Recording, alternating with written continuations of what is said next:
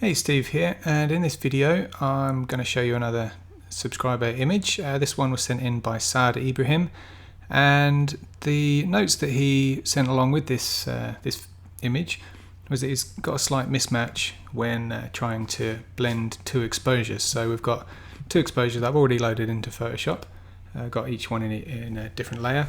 So we've got this one here, a dark exposure and then a bright exposure. And I think what Saad is referring to when he says about a mismatch is if you just look, concentrate on this tree just here with the white sort of bright reflection in the water in the background. I think the images are just slightly misaligned. So obviously when trying to blend these together in Photoshop, let me just grab a brush and just sort of do some manual masking here in a layer mask. You can see that it doesn't line up, so you know it sort of looks blurry or whatever when trying to blend the two exposures together. So the solution to that is actually quite simple. I'll just delete that layer mask. What you need to do, I'll just double click to unlock the background layer. What you need to do is click on the bottom layer and then hold shift on the keyboard and click once on the top layer. You can do this with multiple layers. And then go to Edit, Auto Align Layers, and then choose the Auto setting here, and then click OK. And Photoshop magically lines the images up perfectly most of the time. So yeah, I've never actually had an issue with it unless there was a problem with the images themselves. So this works really, really well. So you know, if you either were hand holding images that you wanted to exposure blend, or if you knocked your tripod and slightly moved the camera, then this will kind of come to the rescue really. So the only thing is that you have to crop off the edges usually, because in kind of shifting and adjusting the image to make one fit the other, it does sort of lose a bit around those edges. So we're just going to crop those off now, so that we don't have like any gaps. And with this as it is, we can you know, start to blend these two exposures together to make a really beautiful image. So yeah, like I said, it is a really amazing scene and a beautiful image to start off with. So I'm hoping that it's not going to require much in the way of processing to make it look really, really nice. There's a lot of potential here already. So when I've got a shot that I think is going to look great on the darker end of the scale by the time I finish processing, then it makes sense to start with the dark exposure and then blend the brighter exposure in into the parts that we want to slightly brighten. So that's in opposed to starting with this bright exposure and then blending in the dark. So I'm going to start with the top layer, the dark layer, and I'm just going to add a white layer mask. And I think, to be honest, we probably don't need a luminosity mask just yet. So I'm just going to grab a brush tool. I've got a black brush and I'm going to put a lowish opacity, about 30-something%. And I'm just going to start brushing into the foreground just to see how it looks. And then I might use a luminosity mask to tidy up around the edges up here along the edge between the distant hills and the sky. But like I said, for now we can just use a brush to bring this foreground through.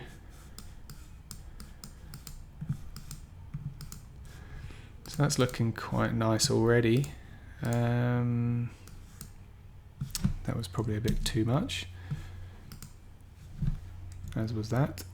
Oh, hang on, this is why I think I'm actually brushing for some reason into the layer. I must have clicked something. Okay, there we go.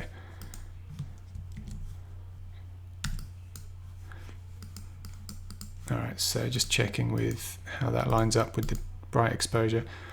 That's pretty good. So yeah, next I think we can just concentrate on perfecting that blend between these distant hills and the sky. The main reason is that with the big brush that I was just using, you'll notice that if we look along the edge here, just the tops of this particular hill in the middle are darker than the bottom of that same hill. So We can either try to just sort of do that freehand. It's not looking great, to be honest. So we'll probably use a luminosity mask just to do that slightly more kind of gradually. So I'm going to turn on in my panel here. I'm going to turn on the preview in the luminosity masking section. If you're not familiar with the luminosity masking panel, this is available to download. You can download it. There's a button or a link below this video where you can do that. And it's designed to basically fast track all of the luminosity masking techniques that I have taught in the past in my course and in various videos and tutorials. So, this is basically harnessing the power of luminosity masking, but just making it, just giving you an interface to use those techniques quicker and making it more easy to understand and actually perform the tasks, rather than having to sort of remember how each keystroke and exactly what steps you have to take to create the perfect mask. I know a lot of people have to sort of end up going back to rewatch videos each time they want to use a technique. Well, hopefully this panel, it's been designed to basically take that element of having to relearn everything every time you use it. It's taken that away. So we're just left now with a few buttons that we can use to isolate a particular tonal range. So what I want to do now is isolate, it's going to be the shadows, because I want to brush into this dark ridge along here. So let's have a look. Everything to the left of the 0 on this bar is going to create a shadow selection. So let's just start off with a 1. That's not isolating that particular ridge enough from the bits around it, so we'll go have a look at what a 2 gives us. It's getting a bit closer. Let's skip straight to a 4. Maybe 5 is going to be, okay. So what I think we're going to need to do is just increase the contrast in here a little bit, so that the top of this hill is whiter than the bottom. And we can do that. Let's try it with the levels adjustment here. So just in the build and modify mask section, we've got some modify buttons, and we can use the levels button here, and we can adjust these control points here to increase the contrast in the preview, in the mask preview that we're looking at. So I'm just gonna do this until the top here. Okay, that's starting to stand out a lot more. So we've got a kind of really bright grey, almost white top of the hill, and then it goes to like a medium to dark grey down the bottom. That's probably going to do us. So I can click OK now, and to load this preview as a selection, we just need to hit the use mask button here, and that's loaded this as a selection. So I can brush through this into the layer mask. First though, just so I can see what I'm doing, I'm going to press Command or Control H on the keyboard. Make sure I've still got the layer mask selected, and I've got the black brush still, and now I can brush in here, and it's not going to go over the edge in the top, and it's not going to affect the bottom of the hill as much. So maybe we can, let's reduce the opacity a bit more and see if we can just brighten up along here as well in some of these other dark edges.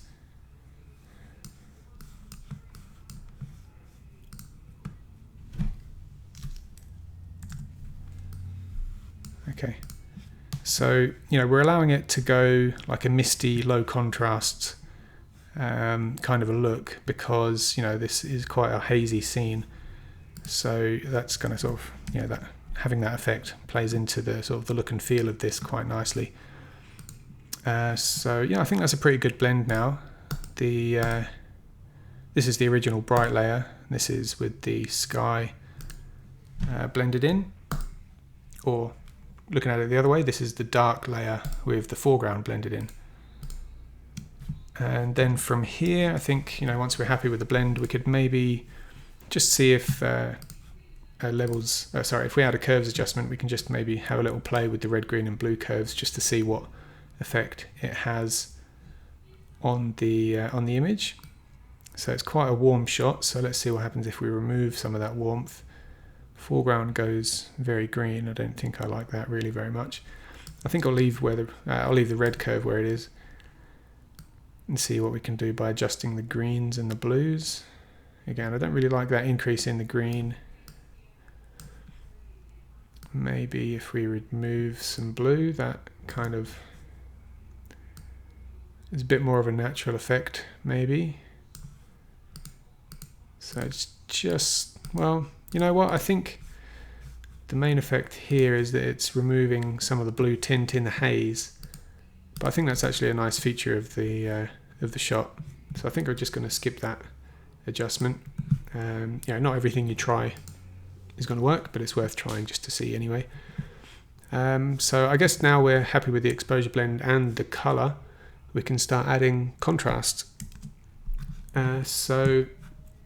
In the panel we've got under the light section here, we've got some presets to some contrast adjustments here. I'll just add a levels adjustment just to kick things off, and from here we can adjust this just to really sort of, make things pop. So I'm just looking at the foreground here mainly.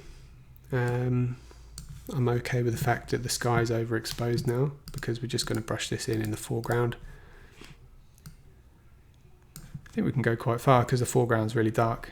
Alright, so I'm happy with that. Now let's invert the mask. Command I or Control I. And now with a white brush, again, we can probably just do this freehand without needing a luminosity mask, because there's nothing to really protect in this foreground.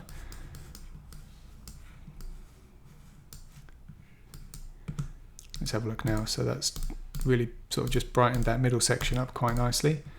Maybe now that we've got that mask in place, we can adjust it even further just to see what happens. And I think that's a decent amount. Actually, I will just pull it back a little bit. I normally like to do things quite gradually over do a lot of small adjustments rather than a few big adjustments. So we can kind of leave that just there. Maybe I'll bring some of this bottom corner into play. Where are we? Yeah, I think I'm just going to go back now. As I zoomed out, I've noticed these bottom two corners are quite dark. So I'm just going to take a black brush into the layer mask of the dark layer and just brush these corners so that we can just repair that, because that's starting to look over vignetted. Okay, so that's the blend and one contrast adjustment done in the foreground. Let's see what happens if we just add some contrast in the sky. It's probably gonna go a bit crazy, but we'll see what we can do. So if you notice here, what I've got is a levels adjustment, and I'm clicking and holding on this white point slider to slide it to the left. And as soon as it goes beyond that point where the histogram data ends, if we go beyond that, we know that we're overexposing something, but it's not always easy to see what parts of the shot we're overexposing. So what you can do is hold Alt or Option on the keyboard, and it gives you this view showing you what you're overexposing. So I know that around about here, just that sun and a few of those patches above the sun are starting to be overexposed, so I can stop there and be happy with that.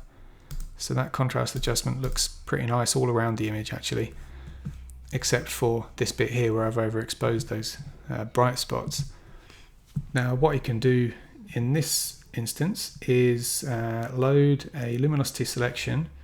So I've got the previews on. You don't need to use the previews if you're sort of doing this regularly and you know that exactly what you want to do, but I'll just show you here so that we can visualize it a bit better. With the preview on, if I hit the 5 on the highlights end, we can see here that it's loading a selection that has basically isolated only those very brightest parts of the sky. So we can now load this as a selection. So let's go use mask. And now with a black brush, probably on quite a low opacity, around 20, we can just brush in here into these parts that we've overexposed. And if I double click to open the properties of this levels adjustment now, and then hold Alt or Option on the keyboard again, and now click this control point that we moved, we can see there's just a few little spots of red just up here. I can't point with the mouse while that view is on the screen, but you can just see a couple of little patches of red. So I just need to brush a little bit more into the mask up there to fix that up again. Now let's have another look. Still there a little bit, but it's probably an acceptable level. So let's go Command H to hide those marching ants, and let's see. If I disable the mask, you can see what's happening there. Maybe I can just continue with the brush just around here, just to really bring all of that back as well as I can. And I think that is it. That's sort of, the sky's looking really quite nice. I will just remove this effect from the foreground now because it's made the foreground go a bit dark and crunchy. So I'll just use a big brush. Just get rid of this from the foreground and probably these trees as well.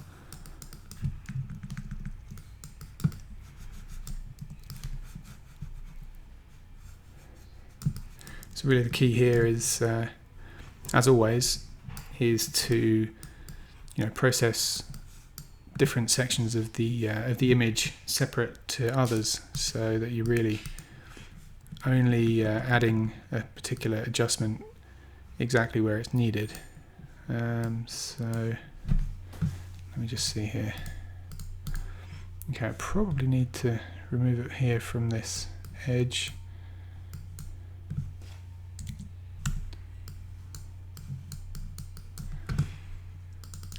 And now that's already looking quite nice. I think what we could do then, if this was going to be a full walkthrough video, I would continue on with these selective adjustments all around the image. Maybe do some dodging and burning to bring out some of the definition down here. Actually, maybe I'll just skip to that. So for example, what I would do over here in the distance might be something like under the finishes section of the luminosity masking panel, I've got some shortcuts to some handy layers that you can create for dodging and burning. So let's add a 50% grey layer. And now with a white brush on, I'm not sure what percentage opacity we're going to need yet, but let's give it a go. I'll just start to sort of highlight some of the brighter edges. That's way too bright. Let's go for a 10% opacity. So I'll just start highlighting some of these lighter parts, and then maybe this path around the bottom here, and then vice versa with the shadowy parts. Just start. Actually, that's way too strong. Even 5% opacity would probably be enough. And we're really just sort of creating a bit of definition in some of these hills and a bit of contrast. Looking at the edges, picking out the edges in the scenery and just highlighting the bright edges and darkening the dark edges. I would probably take a lot longer to do this properly, but I just want to sort of show you the idea first, really. And so if I do a before and after on this now, that's actually a really strong effect, but at least it shows you the kind of thing that I'm going for. In the instance that you've done this yourself and it's kind of turned out too heavy-handed, you can always just reduce the opacity of this layer. And the idea here is that we're making those distant objects kind of a bit more 3D just by enhancing that contrast along the edges of the objects that are already in the frame. So that's the kind of thing that I would continue on doing. And then maybe with a shot like this, I always like to try an Autumn effect layer. So I've got a shortcut to that as well, so we can just hit the Autumn button. and that gets created with a black layer mask, so we can invert that to see the effect it has on the entire image. That's obviously very, very strong, so we can maybe pull it back if we want on the opacity, just for a slightly more subtle rendition, or we could combine it with a luminosity mask, but I won't go through that whole process just now.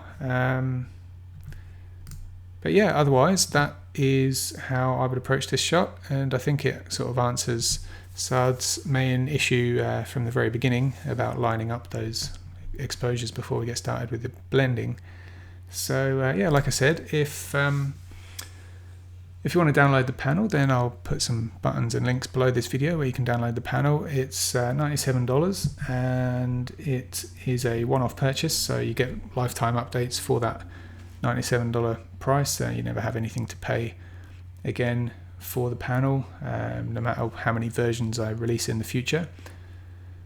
So yeah, if you want to do that, then you can get the panel and download it. It works on Photoshop CC, and there's a version I've created for CS5 and CS6 that looks slightly different to this, but they basically do the same thing and work in the same way. And yeah, I guess that probably wraps this video up. Thanks for watching, and I'll see you next time.